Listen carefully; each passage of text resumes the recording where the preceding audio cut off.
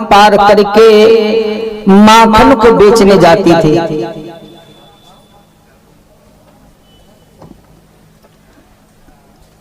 तो जमुना के पास एक व्यास जी भागवत सुना रहे थे। ग्वालिनी ने सोचा कि मैं भी कथा सुन लूं। ग्वालिनी उस दिन माखन बेच के लौटी, व्यास जी की कथा सुनने लगी। व्यास जी ने अपनी कथा में एक बात कही कि राधा कृष्ण का एक ऐसा नाम है जिस नाम को लेने से प्राणी भव सागर से पार हो जाता है। ग्वालिनी की बुद्धि में वो बात फिट हो गई और प्रभु के नाम से उसे इतना प्रेम हुआ कि वो पल पल में राधे कृष्ण राधे कृष्ण राधे कृष्ण कहने लगी। वो कथा सुन के जमुना के पार पहुंची। रोजाना वो नाव में बैठ के जमुना को पार करती थी। उस दिन उसे राधा कृष्ण के नाम से इतना प्रेम कि वो आंखें बंद करके जमुना जी के जल में घुस गई और राधे कृष्ण कहते कहते जमुना जी को बिना नाव के पार कर गई। अब तो उसे और प्रेम हो गया, उससे विश्वास हो गया कि वास्तविक राधा कृष्ण का नाम में बहुत बड़ी शक्ति है। एक दिन उसने सोचा कि जिन व्यास जी ने मुझे ये गुरु मंत्र दिया, मैं उन व्यास जी को अपने घर पे लाऊं, भोजन करवाऊं।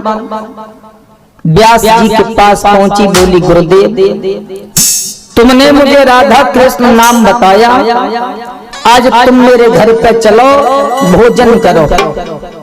व्यास जी चल दिए। जमुना के पास पहुंची तो नाव में नहीं बैठे।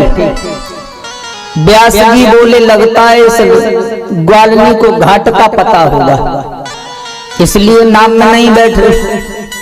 व्यास जी का हाथ पकड़ के ग्वालिनी आंखें बंद करके राधा कृष्ण कह करके जमुना के जल में घुसी।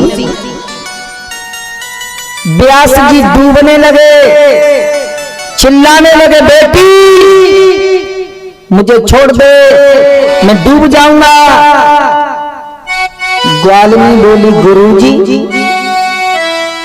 तुम ही तो अपनी कथा में कहते थे कि राधा कृष्ण का नाम लेने से जीव भव सागर से पार होता है, और फिर ये जमुना मैया कितनी बड़ी है, तुम भी राधे कृष्ण का नाम लो। जमुना क्या ये भव सागर में इसी नाम से काम, गुरुजी बोलो राधे श्याम। ग्वालिनी बोली ये तो जमुना कितनी बड़ी है, जब भव सागर से पार होते हैं तो तुम भी राधे श्याम बोलो। और जैसे ही गोता लगे व्यास जी को, तब भगवान की याद आई और मन में सोचा कि जीवन भर मैंने कथा सुनाई, मोय रहो दक्षिणा सुकाम, उबारो राधा बर घनश्याम। जब तक प्रभु से हमें सच्चा प्रेम नहीं होगा, तब तक हम संसार की माया में फंसे रहेंगे।